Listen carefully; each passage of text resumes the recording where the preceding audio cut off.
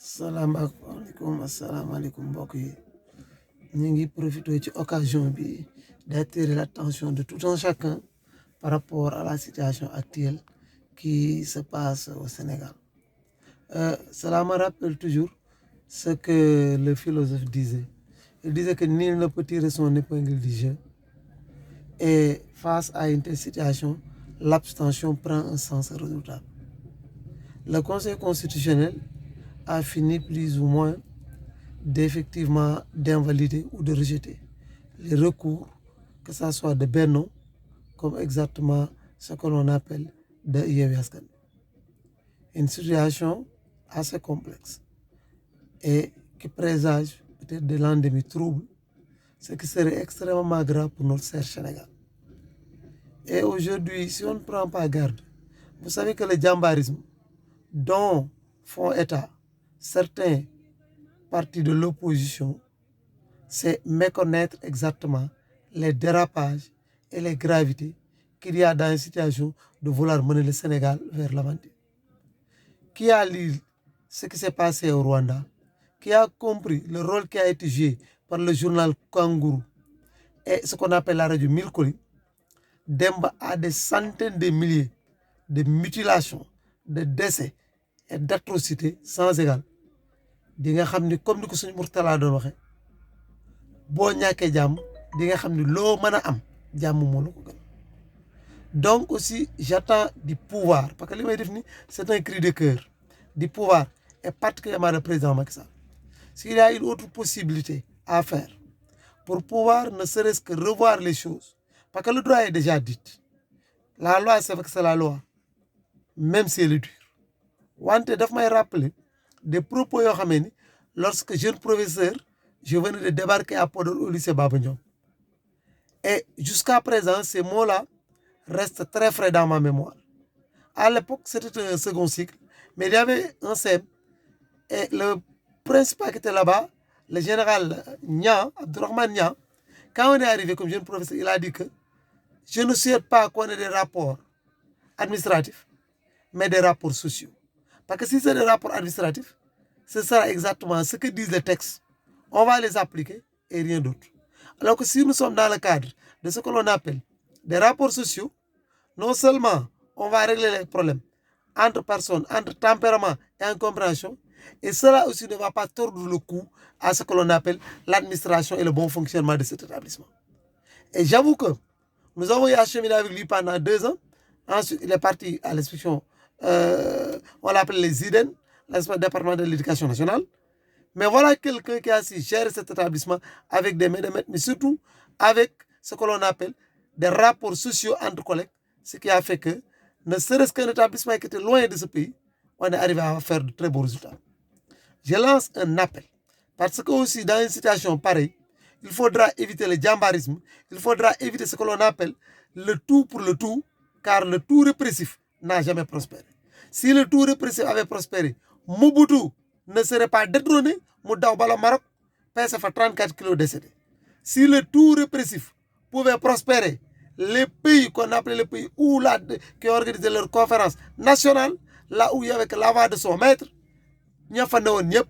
dañ leen faa mujj jëlee pour leen voix bi bale muy Moussa Traoré et cetera et cetera.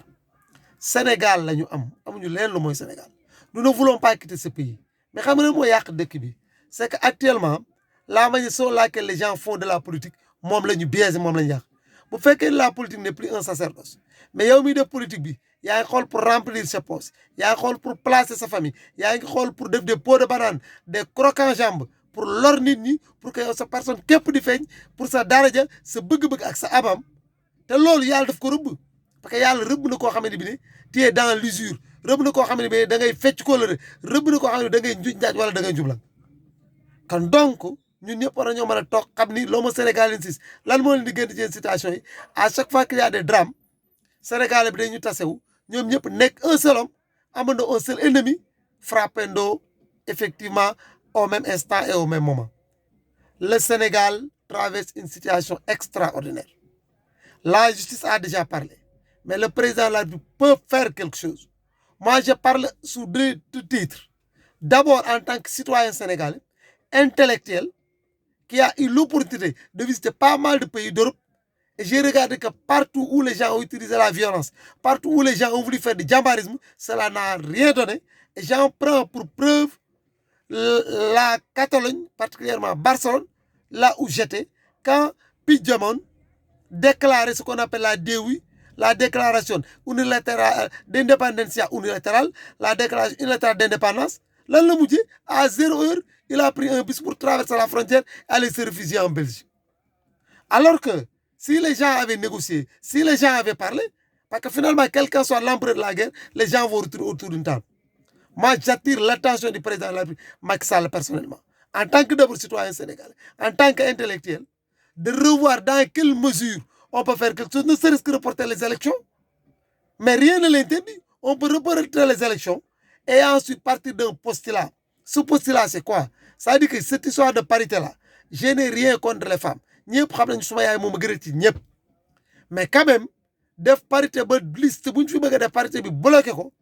il serait très intéressant de revoir la parité pour ne serait-ce que de faire une parité intégrale à 50%. Pourquoi pas une parité à 25%? Ou bien même nous donner une notion de parité pour dire the right man or the right woman at the right place. Même dama gis li ben bindukat bu mag doon wax ñu koy ay koyama dans the beautiful ones are not yet born. L'âge d'or n'est pas pour demain, olof di ko tekkee njaw des na xamit. Mu ni man j'ai vu des hommes détruire les voiles derrière lesquels se cache la vérité. Mais ces mêmes hommes, une fois au pouvoir, pensent que ces voiles sont utiles et il en faut beaucoup plus. C'est dire que la vie n'a pas changé. Xam nga loolu mooy wane ni que Wade bi mu fi nekkee dem na ba tey lundi 23 juin mu bëggoon a def 25% ku ko am jàll ba dëpp créer le poste de vice-président Sénégal di ko jaay seen bakkan parce que les Sénégalais mënuñu woon sonn man moment boobu j'étais membre de la K21 et j'ai tout à fait contre ce projet bi Abdoulaye Wade bëggoon jàllale. C'est exactement la même chose aujourd'hui. J'ai dit au président Macky Sall, yàlla teral na la yàlla jox na la sutura yàlla fayul na la parce que Abdoulaye Wade ak gouvernement dañ la bëggoon humilier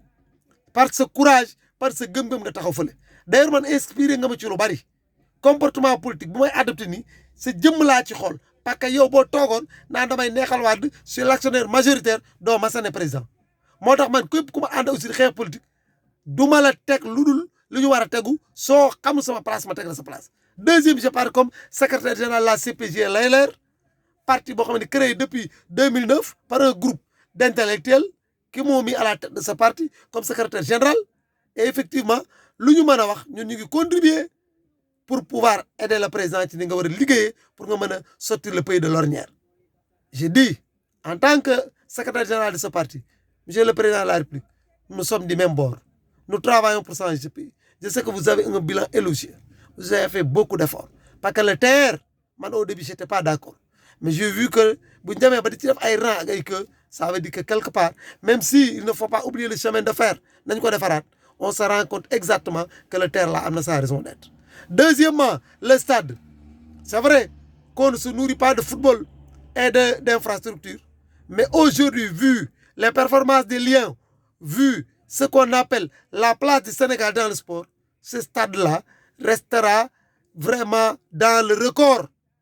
de ce que l'on appelle le livre des Guinness en termes de performance et de réalisation. Quand donc, li ci des benn cat la nar a doon président Macky Sall boo fa xas mooy politique bi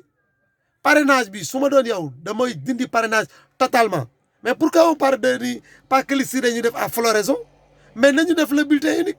amoo looy ragal président Macky Sall parce que yow yàlla suturaal na la te it aussi dem nga élection yi bari gañe ko nañu dindi parrainage bi def le bulletin unique. Gi nga le bulletin unique là bu ñu ko defee dina tax ba li ñu naroon a ñàkk en termes d'argent, de tirage et de trucs, mais on n'aura qu'un seul papier et que la personne qui viendra voter va cocher. Et dans ce cas, si on a 100 à 120 listes, bon, peu importe, et c'est sûr qu'on ne l'aura pas, on pourra régler le problème, parce que dans ce cas, je ne préconise pas un suffrage censitaire, mais si nous avons un parrainage,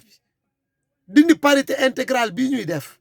d'aller créer ce que l'on appelle la liberté de pouvoir partir avec des partis politiques, et dans ce cas, on essaiera autant que faire se peut d'élever la caution, on arrivera au moins à régler ce problème de prolifération de listes et qui fait que régulièrement les gens ont tendance à changer les données.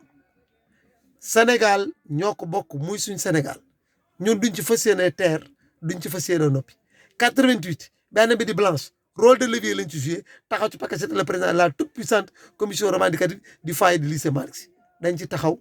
jàmmaarloo gars yi jaay leen suñu bakkan ànd ak étudiants yi ak élèves yi xeex bi nga xamee ne balance fait ñu def ko bi ñu jógee ñu dem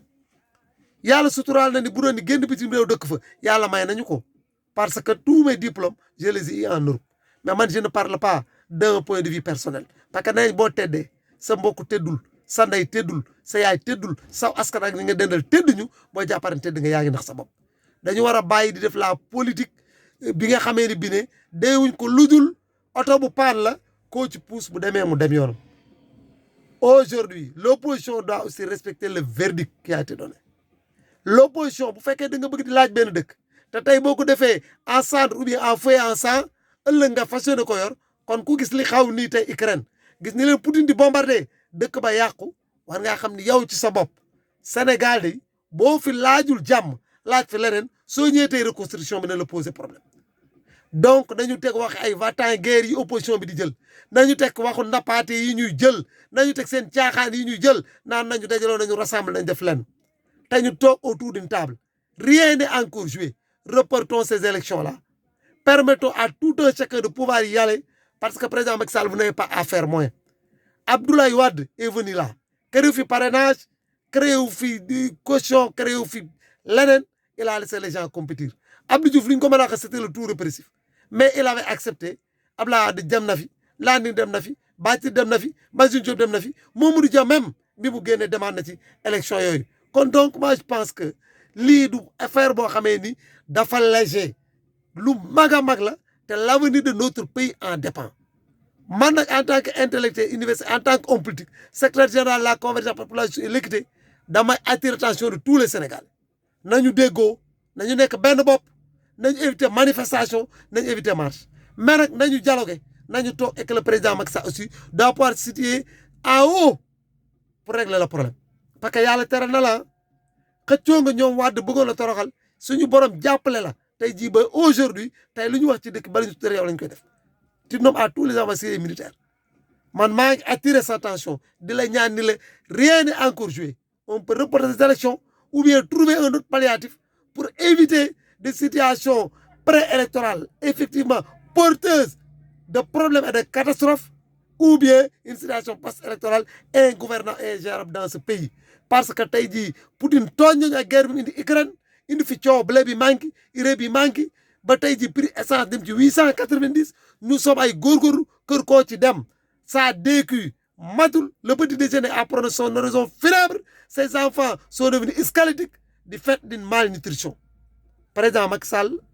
lii moo doon message boo bëggoon jël jox la ko jox ko tam l'opposition muy du côté di Yewwi jox ko aussi Benno Bokk Yaakaar jox ko ñeneen ñi yaakaar ñëpp d'abord en tant qu'intellectuel en tant que secrétaire général d'un parti politique c'est vrai qu'actuellement pour le moment c'est dans la moisse présidentielle avec que nous puissions changer le tout parce que Sénégal mooy suñu vitrine et vive le Sénégal vive la démocratie sénégalaise vive l'hospitalité sénégalaise vive le patriotisme et l'avant-gardisme qui nous avait toujours évité d'entrer dans des situations terribles, confuses, comme c'était le cas des conférences nationales. Le Sénégal était l'un des rares pays qui n'avait pas organisé de conférences nationales. Donc, am nañu un jeune Sénégal ce jeune là bu ñu réer bu ñu mujjoo poussé bi mu réer ñu bu ñu ko defee wallaay bu ñu demee dañ ko lay mag dañ ko rëccu parce que le Sénégal xamul loolu ñu leen xam kon maa ngi leen di remercier di leen sant muy opposition muy pouvoir wàcce leen coono bi man a budul man du keneen topp leen fële nangam loolu duy wax nañu toog ñu déggoo cette politique de au-delà toi de là que je m'y mette n'a jamais rien donné arrêtons. Ce jeu-là est dangereux et on risque de se cogner contre le mur et dans ce cas il sera trop tard te bu boobaa kan moo ñuy àtte il nous sera très difficile jërëjëf wa salaam